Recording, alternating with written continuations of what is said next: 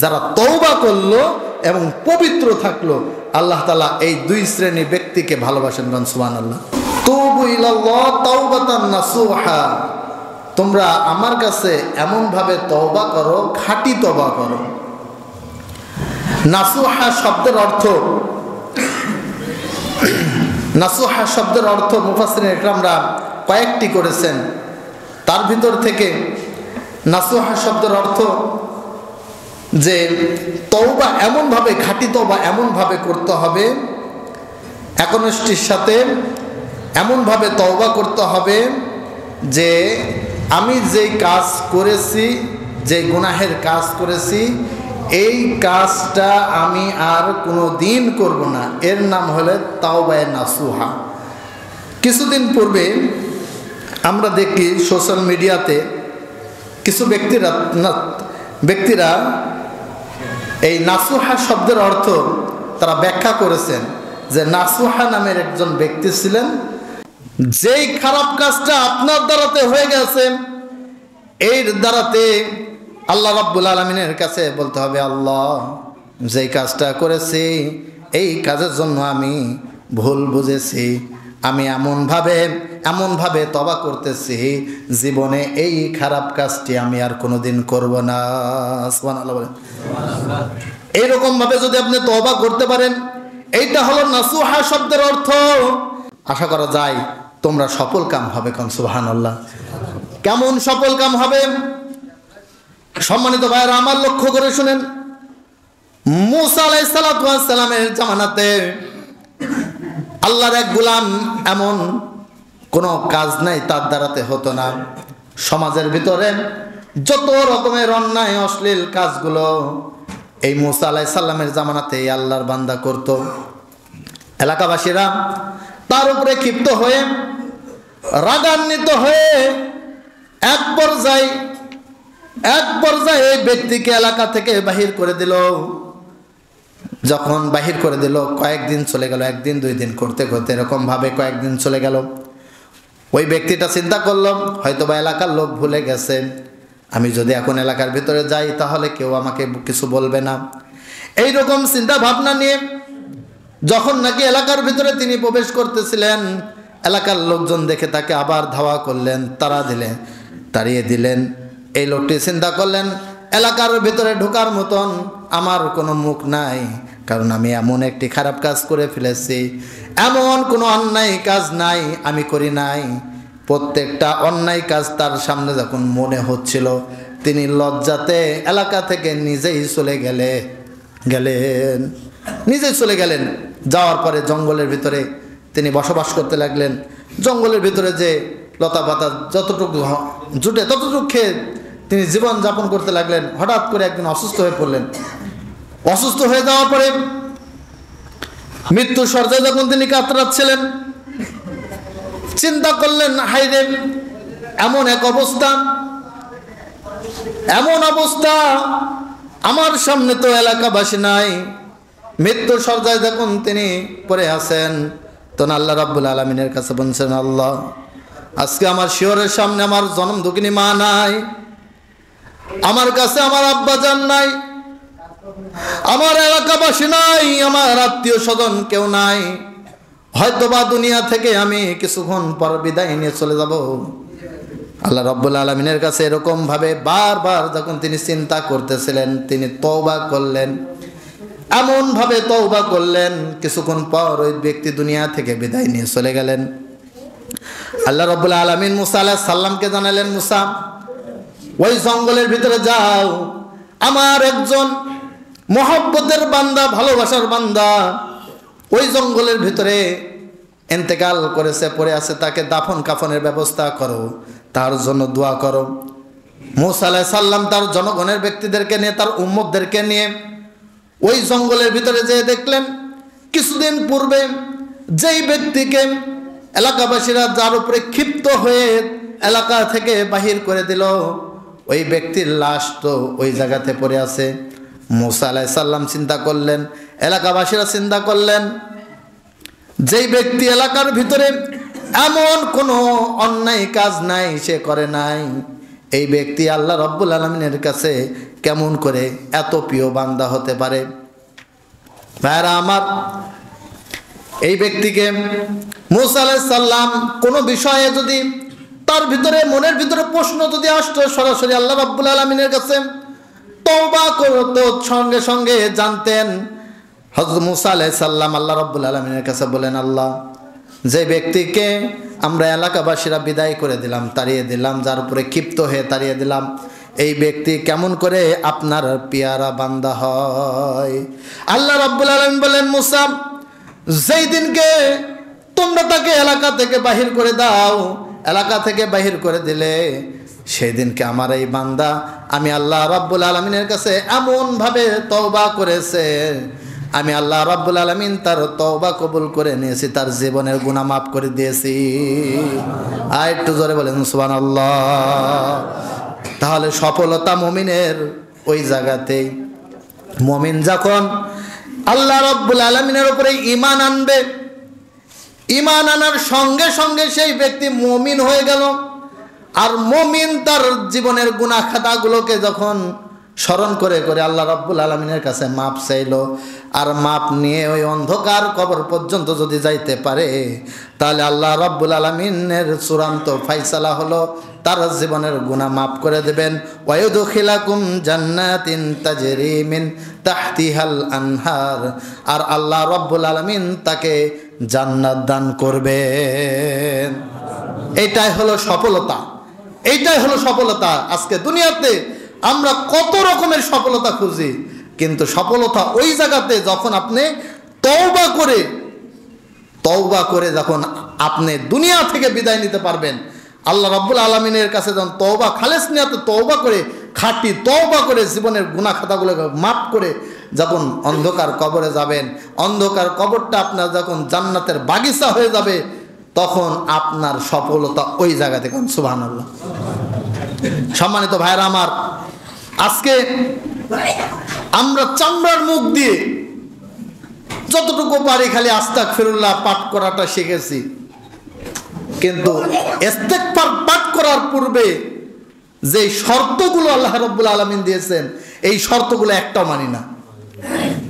সর্বপ্রথম শর্তটা বলে দিলাম যে আপনি অন্যায় করবেন, যার কাছে ক্ষমা চাইতে হবে, তার কাছে হকুল ইবাদত, হকুল্লাহ। একটা হলো বান্দার হক, একটা হলো আল্লাহ তাআলার হক। বান্দার হক আপনি কিভাবে শোধ করবেন সেটা বান্দার সাথে আপনার মিটাই নিতে হবে। আর আল্লাহ রাব্বুল আলামিনের হক যদি আপনি লঙ্ঘন করেন, যদি নষ্ট করে দেন, তাহলে এটা আল্লাহ রাব্বুল আলামিনের কাছে আল্লাহ যদি চায় আপনাকে মাফ করে দেবেন, তাহলে সেটা আল্লাহ পাক ভালো জানেন। কিন্তু বান্দার হক যেগুলো নষ্ট করেছেন, বান্দার হক যেগুলো নষ্ট করেছেন, এগুলো কি হবে? এজন্য আপনি পানের দোকানদারি দিয়ে খান, আপনি মাঠে কাজ করে খান, তারপরেও 10 বিঘি 20 বিঘি এরকম করে সম্পদের মালিক হওয়ার প্রয়োজন নাই। যদি এটা মানুষের হক থাকে, আপনি দিয়ে দেন। অন্যায়টা নিয়ে কখনো কোনো সময়ের জন্য অন্ধকার কবরে যাওয়ার চেষ্টা করেন না। কারণ অন্ধকার কবর, আমি আপনাকে কেমন করে বোঝাই যে অন্ধকার কবরটা কতটা ভয়ঙ্কর হবে। আল্লাহর হাবিব বলেন, যে ব্যক্তি মৃত্যুবরণ করল, ওই ব্যক্তিকে তখন দাফন কাফনের কাজ শুরু করে দেয়, মানুষেরা যখন তাকে গোসল করা দেয়, তখন যে চিৎকারটা দেয়, এরপরে খাটিয়াতে যখন উঠাইয়া ওই অন্ধকার কবরের দিকে যখন নিয়ে যেতে লাগে, তখন ওই পাপিষ্ঠ বান্দা যেই চিৎকার দেয়, এই চিৎকার যদি দুনিয়ার কোনো মানুষ যদি শুনতে পেত, তাহলে ভয়ে আর কোনো ব্যক্তির লাশ ধোয়াতো না, কোনো ব্যক্তির লাশ ধোয়াতো না, কোনো ব্যক্তিকে খাটিয়ায় তুলে গোরস্থান পর্যন্ত নিয়ে যেত না। কেমন করে বোঝায় যে মানুষের হকটা কতটা ভয়ানক হবে কিয়ামতের দিন। মানুষের যদি 1 কিঞ্চিত পরিমাণ যদি জায়গা মেরে খায়, এই জায়গাটুকু আমাকে কিয়ামতের ময়দানে জায়গা পেঁচায় আমার গলাতে জড়িয়ে দেবে। নাউজুবিল্লাহ বলেন ভাই। সম্মানিত ভাইরা আমার, এই জন্য ইস্তেগফার শুধু আস্তাগফিরুল্লাহতে সীমাবদ্ধ না, আস্তাগফিরুল্লাহর ভিতরে অনেক কাজ লুকায় আছে। সম্মানিত ভাইরা আমার, আল্লাহ রাব্বুল আলামিন সূরা বাকারার 222 নম্বর আয়াতের ভিতরে একেবারে শেষ অংশের ভিতরে আল্লাহ রাব্বুল আলামিন বলেন, ইন্নাল্লাহা ইউহিব্বুত তাওয়াবিনা ওয়া ইউহিব্বুল মুতাতাহহিরিন। আল্লাহু আকবার বলেন। আল্লাহ তাআলা বলেন, নিশ্চয় আল্লাহ তাআলা তওবাকারী এবং অধিক পবিত্রকারীকে, অধিক পবিত্র অর্জনকারীকে আল্লাহ রাব্বুল আলামিন ভালোবাসেন। কোন সুবহানাল্লাহ। যারা তওবা করে এবং পবিত্র থাকে, এখানে দুইটা কথা আসছে, যারা তওবা করলো এবং পবিত্র থাকলো, আল্লাহ তাআলা এই দুই শ্রেণীর ব্যক্তিকে ভালোবাসেন। কোন সুবহানাল্লাহ। কেমন ভালোবাসেন? যারা তওবা করেন তাদেরকে কেমন ভালোবাসেন? ইমাম আহমদ ইবনে হাম্বল রহমাতুল্লাহ আলাইহির নাম শুনছেন? এই ইমাম আহমদ ইবনে হাম্বল রহমাতুল্লাহ আলাইহি, উনি হাম্বলি মাযহাবের একজন ইমাম। তো উনি একবার শীতের সময় তিনি হাদিস সংগ্রহ করার জন্য তিনি বাইরে বের হয়ে গেলেন। তো যেতে যেতে শীতের সময় একটি মসজিদে তিনি এশার নামাজ আদায় করলেন। করার পরে এশার সালাত আদায়ের পরে তিনি ওই জায়গাতে চিন্তা করলেন, যেহেতু আমি এই জায়গাতে এশার নামাজ আদায় করেছি, আমি ফজরেরও মুসল্লি, কারণ আমার যাওয়ার তো কোনো জায়গা নাই, এই রাত্রেবেলা আমার তো কোনো আত্মীয় স্বজন নাই, কেউ নাই। তিনি যখন এরকমভাবে বসে বসে হাদিস পড়তেছিলেন, লিখতেছিলেন, তখন মসজিদের আপনার খাদেম এসে বলতেছেন যে, মুরব্বী ঘর থেকে বের হয়ে যান। উনি তো আর চিনে নাই এটা ইমাম আহমদ ইবনে হাম্বল, তিনি চিনে নাই, না চিনে বললেন, মুরব্বী এই ঘর থেকে বের হয়ে যান। তাকে বাহির করে দিলেন। বললেন, বাবা, আমি এই মুরব্বী মানুষ, এই শীতের মধ্যে কোথায় যাব, আমাকে একটু জায়গা দাও, আমি এই মসজিদে থেকে ফজরের নামাজ সালাত আদায়ের পরে আমি চলে যাব। বলেন, না না, মসজিদে থাকতে দেওয়া যাবে না, বের হয়ে যান। তাকে বাহির করে দিলেন। এরপরে ইমাম আহমদ ইবনে হাম্বল রহমাতুল্লাহ আলাইহি তিনি বাজারের ভিতরে ঢুকলেন। বাজারের ভিতরে দেখলেন এক খাব্বাস, অর্থাৎ রুটি বিক্রেতা, সাত বুন খাব্বাস, একজন রুটি বিক্রেতাকে দেখলেন যে তিনি রুটি বিক্রি করতেছেন। তার কাছে যে বলেন, হে যুবক, আমি কি তোমার এই চুলার পাশে অল্প সময় এই রাতটা যদি কাটিয়ে দিই, তোমার কোনো সমস্যা আছে? তিনি বললেন, না না না, কোনো সমস্যা নাই, আহলান সাহলান, আপনি আসুন, বসুন, আপনি আমার রুটির এই জায়গাতে বসে সারা রাত কাটিয়ে দেন, কোনো সমস্যা নাই। ইমাম আহমদ ইবনে হাম্বল রহমাতুল্লাহ আলাইহি তিনি বসলেন, লক্ষ্য করে দেখলেন এই যুবক মানুষ যখন রুটি নিতে আসে তখন রুটি দেয় আর বলে আস্তাগফিরুল্লাহ, সুবহানাল্লাহ বলেন। এই যুবক যখন রুটির খামিরা তৈরি করে তখন বলে আস্তাগফিরুল্লাহ। এই যুবক যখন রুটিটা সেঁক দিতে যাবে তখনও বলে আস্তাগফিরুল্লাহ। মানুষদেরকে রুটি দেয় তখনও বলে আস্তাগফিরুল্লাহ। টাকা নিয়ে যখন বাক্সের ভিতরে রাখে তখনও কি বলেন? আর একটু জোরে বলেন, কি বলে? তখনও বলে আস্তাগফিরুল্লাহ। ইমাম আহমদ ইবনে হাম্বল রহমাতুল্লাহ আলাইহি তিনি চিন্তা করলেন, কি আশ্চর্য যুবক, আমাদের দেশের যুবকরা তো তারা সময় পেলে, কাজে কর্মের ভিতরে সময় পেলে, কানের ভিতরে হেডফোন ঢুকিয়ে তারা হিন্দি গানগুলো শুনে শুনে সময় কাটায়। কিন্তু এটা কি আশ্চর্য যুবক, কি আশ্চর্য যুবক, রুটি বানায় তাও আস্তাগফিরুল্লাহ বলে, টাকা নেয় তাও আস্তাগফিরুল্লাহ পাঠ করে। তখন তিনি জিজ্ঞাসা করলেন, যুবক, তুমি কথায় কথায় কাজে কাজে এত ইস্তেগফার পাঠ করো কেন? বলেন, দেখেন, এই ইস্তেগফার আমাকে পাঠ করার দ্বারাতে আমার আল্লাহ রব্বুল আলামিন আমাকে এতটা ভালোবাসছেন, আমাকে মুস্তাজাবুদ দাওয়া বানা দিয়েছেন। সুবহানাল্লাহ। আপনারা হয়তো মুস্তাজাবুদ দাওয়াত শব্দের অর্থ অনেকে বুঝতে পারেন নাই। এটা অর্থ হলো যেই দুয়াই করে সেই দুয়াই কবুল হয়। কোন সুবহানাল্লাহ। ইমাম আহমদ ইবনে হাম্বল রাহমাতুল্লাহ আলাইহি চিন্তা করছেন, তুমি মুস্তাজাবুদ দাওয়া, আমি তো একজন ইমাম, আমি এত বড় হাদিসের ধারক বাহক হওয়ার পরেও, লেখনাওয়ালা হওয়ার পরেও তো আমি তো মুস্তাজাবুদ দাওয়াত হতে পারি নাই। বলছে, যুবক, তুমি কি কি দোয়া করেছো, কি পাও নাই, কি পেয়েছো? তখন লম্বা কথা তিনি বললেন যে তিনি তো চিনতে পারে নাই যে এটা ইমাম আহমদ ইবনে হাম্বল। এই যুবক এবারে বলতেছেন, মুরব্বী, আমি দুনিয়াতে যত দোয়া করেছি আল্লাহ রাব্বুল আলামিন আমার প্রত্যেকটা দোয়া কবুল করেছেন, কিন্তু একটা দোয়া বাদে।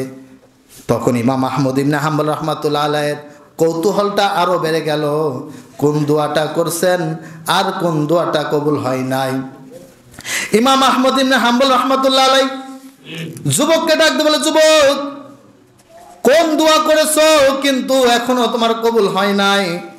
যুবক এবারে বলতেছেন, মুরব্বী, আমি আল্লাহ রাব্বুল আলামিনের কাছে প্রত্যেকটা দোয়া করেছি, কিন্তু আমি আল্লাহর কাছে একটা দোয়া করেছি, সেটা হলো এই যুগের ভিতরে শ্রেষ্ঠ একজন ইমাম আহমদ ইবনে হাম্বল রাহমাতুল্লাহ আলাইহির কে আমি দেখার জন্য আল্লাহ রাব্বুল আলামিনের কাছে দোয়া করেছি, এবং তাকে দেখলে আমি একটু বুকের সাথে জড়াই নিতাম, আমি তার কপালে একটা চুম্বন করতাম।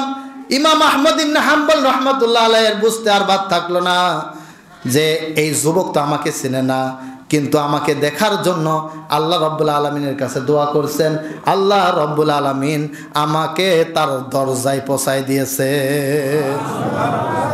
ওই যুবককে ডাক দিয়ে বলছেন, যুবক, আর দোয়া করা লাগবে না, আর দোয়া করা লাগবে না, তোমার দোয়াকে আল্লাহ রাব্বুল আলামিন এমন ভাবে কবুল করেছেন, আমি যুগের শ্রেষ্ঠ ইমাম আহমদ ইবনে হাম্বল রাহমাতুল্লাহ আলাইহি তোমার দরজায় হাজির হয়ে গেছি। তাহলে আল্লাহ রাব্বুল আলামিন যারা নাকি নেক কাজ করে, সৎ কাজ করে এবং ইস্তেগফার আদায় করে, আল্লাহ রাব্বুল আলামিন তাদেরকে ভালোবাসে। কোন সুবহানাল্লাহ। এই জন্য যারা উপস্থিত আছেন কান খুলে শুনে রাখেন, দুনিয়ার ভিতরে কিন্তু সারা জীবন থাকতে পারবেন? কথা বলেন, পারবেন? দুনিয়াতে সারা জীবন থাকার জায়গা না। না ফেরার দেশে যাইবা একদিন ভেসে, না ফেরার দেশে যাইবা একদিন ভেসে, আর তো ফিরা আইবা না এ দুনিয়ায়, দুনিয়া থাকার জায়গা না, দুনিয়া থাকার জায়গা না। না ফেরার দেশে যাইবা একদিন ভেসে, আর তো ফিরা আইবা না এই দুনিয়ায়, দুনিয়া থাকার জায়গা না। দুনিয়া কি থাকার জায়গা ভাই? দুনিয়াতে থাকতে পারবেন না, চিরজীবন থাকা সম্ভব না। এজন্য সময় থাকতে থাকতে সব কিছু গুছায় নিয়ে প্রত্যেকটা মানুষের হক আদায় করে দিয়ে একদম খাস তওবা করেন। জীবনে যা গুনাহ করেছি, আল্লাহ আমি খালেস নিয়াতে তওবা করতেছি, আল্লাহ আমি আর জীবনে এই গুনাহের কাজ করব না। পারা যাবে তো ইনশাআল্লাহ? কেমন পারা যাবে দেখা যাবে। এই যে জোহরের সময় আসছে, জুম্মার সময় এতগুলো মানুষ জুম্মাতে আসতেছি, নামাজে আসতেছি, কিন্তু এ আসরের সময় যখন যাব তখন যেই সেই, অর্থাৎ আপনি লোহা পুরাইয়া কামার, দেখুন লোহা পুরাইয়া আপনার এই ইয়াতে নেয়, হাতুর দিয়ে যখন বাড়ি দেয়, লক্ষ্য করে শুনবেন, লোহা থেকে একটা আওয়াজ আসে, যেই সেই। লোহা বোঝায় কামার, তুমি আমাকে যতই পিটাও লাভ নাই, আমি যেই সেই, যতই পিটাও আমি লোহা শোনা হব না। অতএব আমি আপনাদেরকে যতই ওয়াজ করি, এই আসরের সময় বোঝা যায় আপনারা যেই সেই। কি ভাই, অবাস্তব কথা? যেই সেই। অতএব যেই আর সেই হয়েন না, সময় খুব নিকটে। আল্লাহ রসুলের একটা দাড়ি মোবারক মা আয়েশা রাদিয়াল্লাহু তাআলা আনহা দেখছিলেন, দেখার পরে বলছেন, ইয়া রাসূলুল্লাহ, আপনার দাড়ি মোবারক মনে হচ্ছে একটা পাকা পাকা মনে হচ্ছে। তখন নবী করিম সাল্লাল্লাহু আলাইহি সাল্লাম চোখের পানি ছেড়ে দিয়ে অঝর নয়নে কাঁদতে লাগলেন। মা আয়েশা রাদিয়াল্লাহু তাআলা আনহা তিনি বললেন যে, ইয়া রাসূলুল্লাহ, আমি কি আপনাকে কোনো কষ্ট দিলাম? বলে, আয়েশা, তুমি আমাকে কষ্ট দাও নাই, তাহলে আপনি যে আমার এই কথা শুনে কান্নাকাটি শুরু করলেন? তখন আল্লাহ রসুল বলছেন, আয়েশা, যখন মানুষের চুল অথবা দাড়ি একটা পেকে যায়, তখন তার সামনে মৃত্যুর একটা চিঠি এসে যায়। কোন আল্লাহু আকবার। আর আমরা দাড়ি পাকতে পাকতে আর পাকার জায়গা নাই, তারপরেও আল্লাহর ভয় এখনো আসতেছে না। অনেকে তো দাড়ি পাকার ভয়ে যে কিলিং শেপ মারেন